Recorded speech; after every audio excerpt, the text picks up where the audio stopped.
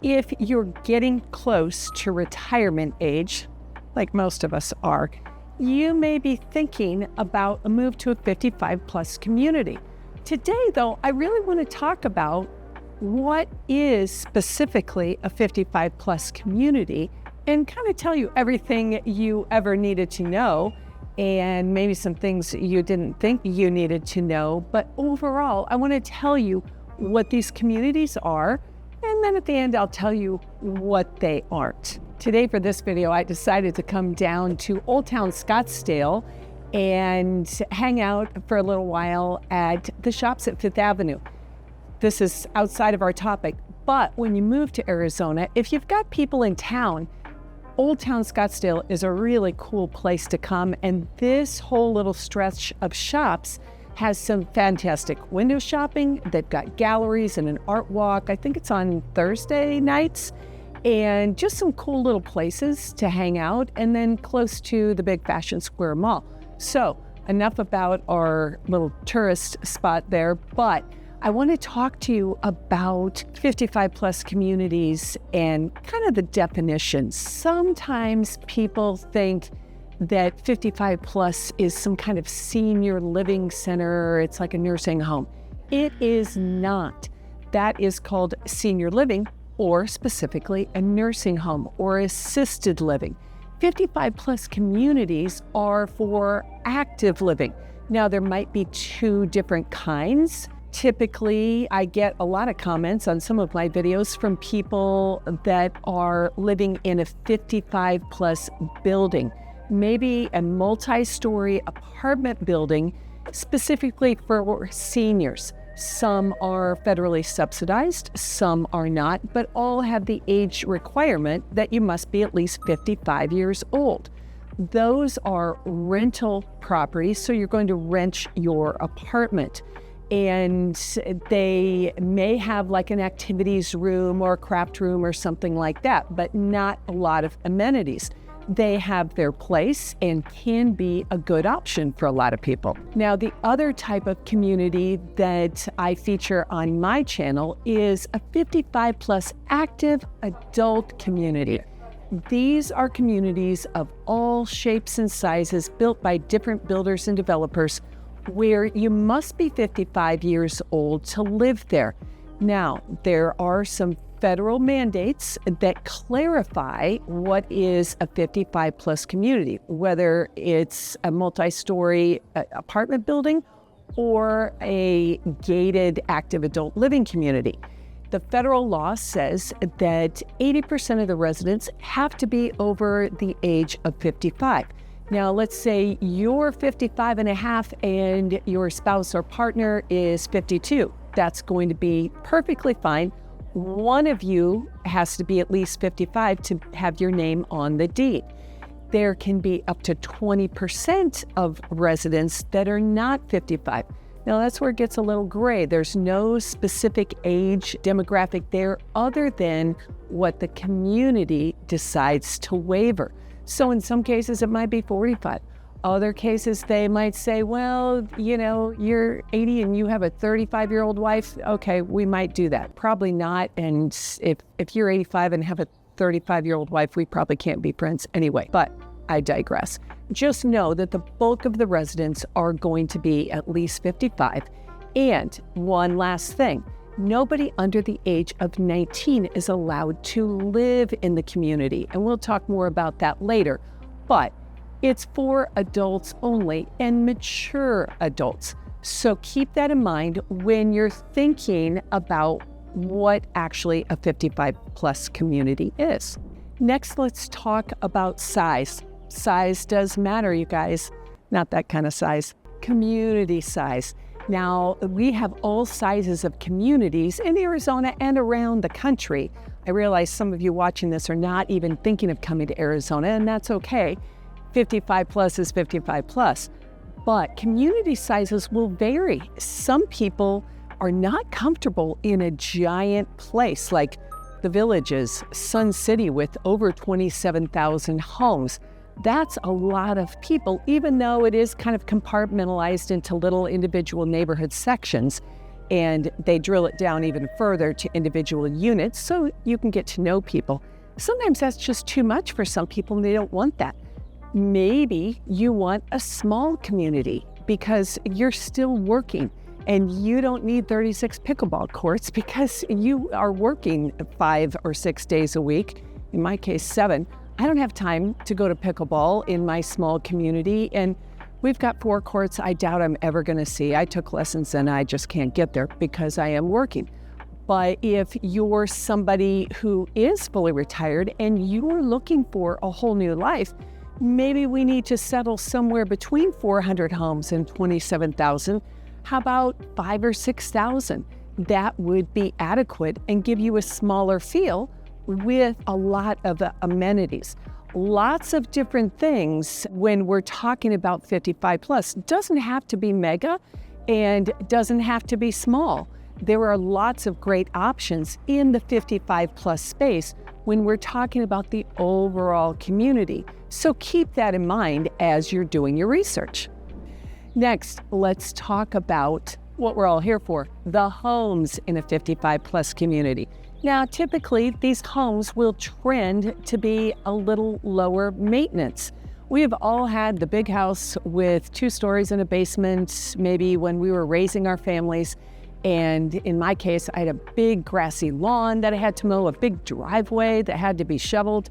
I don't want to do any maintenance anymore. And neither do all of you guys, apparently, because these developers are building a different kind of home than we're used to. They are typically 1-story homes that are sized right. Now, sized right, we have to define that. The bulk of the people that call me want something between 1,700 square feet and about 2,000. Some people are just fine in 1,100 square feet or 1,200. We've got some great homes in certain communities, even brand new ones, that will fit that bill. Other people will say, oh, I can't live in less than 3,000 to 4,000 square feet. Okay, if you're a person who loves to entertain, you have the big neighborhood parties, or maybe you have lots of winter visitors and you need separate spaces because you're used to having 2 or 3 couples every winter, then that is going to be something that we're going to want to investigate. But even so, these homes have a low maintenance exterior. In Arizona, they are typically stucco with a tile roof. So if you buy a brand new home, you're going to have very little maintenance for your lifetime in that home. The roof is going to last probably about 20 years. Your HVAC is 10 plus years, depending on how much use and how well you maintain it. And so the goal here, because you guys know this, you've been doing all your spreadsheets, once you retire, your earning days are over. We need to preserve our assets, and having a newer home, low maintenance, not a lot of utility bills in the form of electricity, watering a lawn, landscaping, that kind of thing. I no longer have to pay to have my lawn mowed. I don't have to fertilize anything. And for a long time, I turned my drip system off and used no water because it dawned on me, why would I water these plants that are just across the road in the desert? I think they can be fine without water. So I'm enjoying the low maintenance factor of my Arizona 55 plus home. It's really good for me because I don't want to spend the money and I don't have anybody else to help me with that. When I was younger and had my big house, my kids were lawnmowers, snow blowers, and landscape crew. Now I have to pay somebody for that help, but it's only about every other month. And I think if I get rid of a few more plants, I can cut that down even more. So keep that in mind. You're not going to probably, if you're coming to Arizona, need that lawnmower. If you're going to Florida, you better probably keep your lawnmower and plan to do some work or pay some people. But we don't have much maintenance to be done here in Arizona in our 55 plus communities, and I really enjoy that.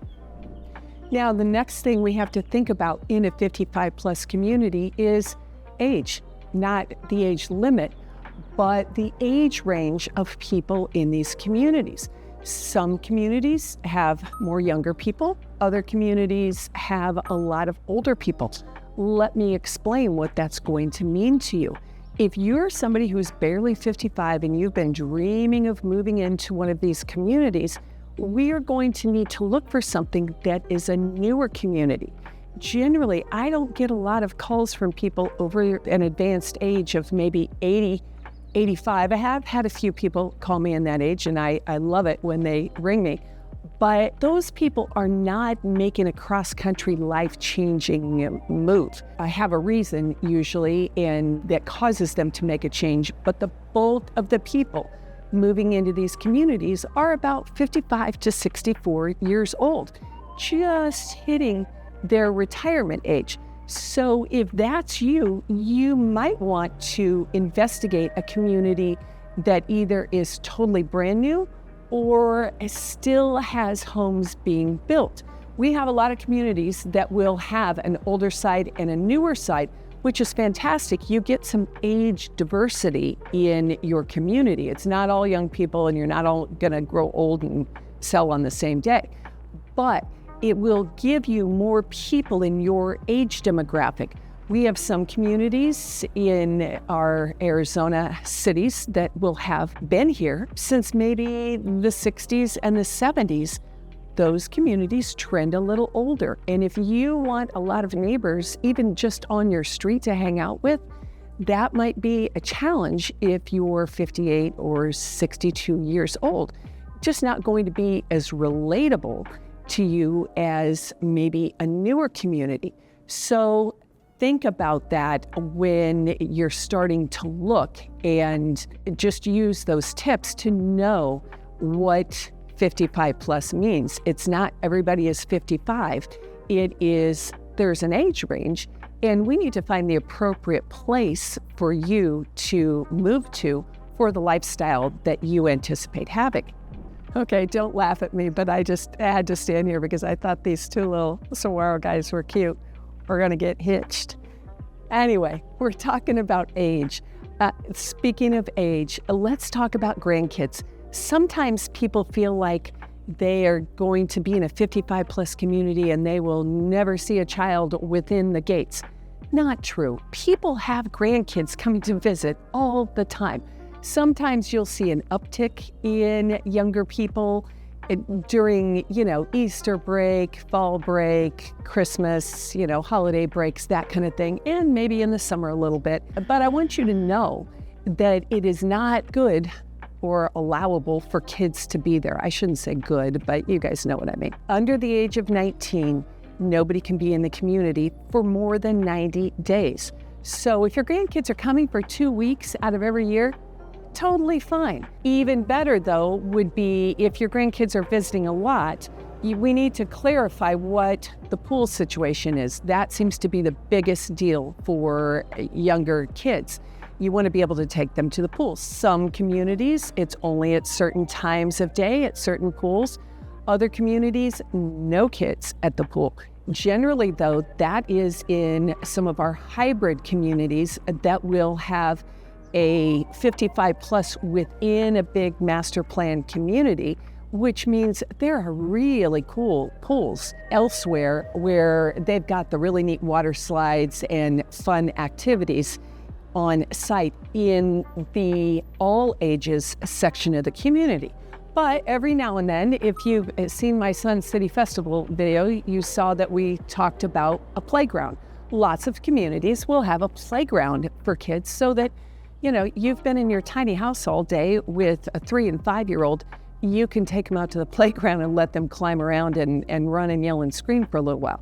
Nobody's going to be upset about that because it is allowed and it is acceptable, and I think it's welcomed. I think a lot of people like a 55 plus community because there might be a pool for grandkids versus where they live now. And I want you to think about this. If you've watched many of my videos, I talk about this a lot. When you move to one of these communities, you're going to get solid time with those grandkids, rather than if you live in the same town, you really only get calls for babysitting and you occasionally get a few minutes. This is undivided attention that you're going to get with those family members, which I think really will enhance your experience. And then guess what? they go home and you're done for another 6 months. Don't tell my kids I said that, but it's really kind of enjoyable. So think about that when you're making your plan for 55 plus. So we've talked about kids and grandkids, but at this stage of life, lots of us have furry family members. So you might have dogs or cats. Totally okay in a 55 plus community. Just know that if you are living in a multi-story building, there may be weight limit restrictions. Maybe in some communities it might be a 30-pound restriction, and even some that aren't multi-level will have that. Other communities don't really have restrictions other than common sense kind of things. Keep your pets on a leash. But the cool thing I like about the 55 plus or active adult communities is that a lot of them will have dog parks. So in Arizona, it does get warm and we'll have a lot of grass. You can go to these little fenced-in dog parks and there'll be a bench for you to sit on to talk to your neighbors, and our little friends just run around and burn off their energy, kind of like the playground for kids. This is the playground for our pets. So don't worry, pets are more than welcome in these communities. We're not going to ask you for sure to leave them behind because they're such a big part of our lives. So dog parks, I think, are a big plus. Now, when we talk about pricing in 55 plus communities, trust me when I tell you that these developers are experts at pricing things for you guys. They know where the average budget is going to fall. Most of the people that we talk to are wanting to keep it between $450 and $650. We have lots and lots of people that are looking from $200 to $300, $350. We have products for you guys that are in that lower range. We even have brand new homes in the low 300s. And I'm not talking about mobile or modular homes. If you're even thinking about doing that, please call me and I'll tell you what I know. What I do know is it's not in your best interest most of the time. So don't go that direction. We can help you find a really affordable home. Now, we do have some people that will go $650 to $2 million. There are products for you guys as well. But lots of homes in that middle spot, they're sized appropriately, 1,700 to 2,000-ish square feet. And you guys know, if you've watched many of my videos, I say this all the time. We're all going to the same amenities. So maybe you don't want the biggest house in the neighborhood. Maybe you want an average house because the pool is the pool is the pool. They don't ask you what level of home you bought.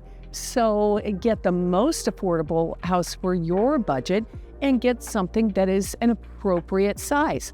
We can help you with all of that. So bottom line here, what I want to say about 55 plus communities is this is not your grandparents' nursing home with a bunch of old people sitting around playing cards. It's not a retirement center. This is a place for people to be active, making friends, doing fun things, trying new things. Maybe you've always wanted to take a painting class, but you never had the time. Maybe you've been wanting to learn pickleball. We can hook you up with the classes, and that will lead you to a whole new group of friends that are also just learning pickleball. It is super easy to get involved in all of these communities and really start living the very biggest life possible. What you need to do, though, is give me a call at the number below on the screen, and we'll set a time to have a little phone call conference and talk about all of your needs and wants as well as your timeline. And I can advise you on the best places for us to look when you come for your home buying trip. Let's connect soon, and I'll see you on the next video.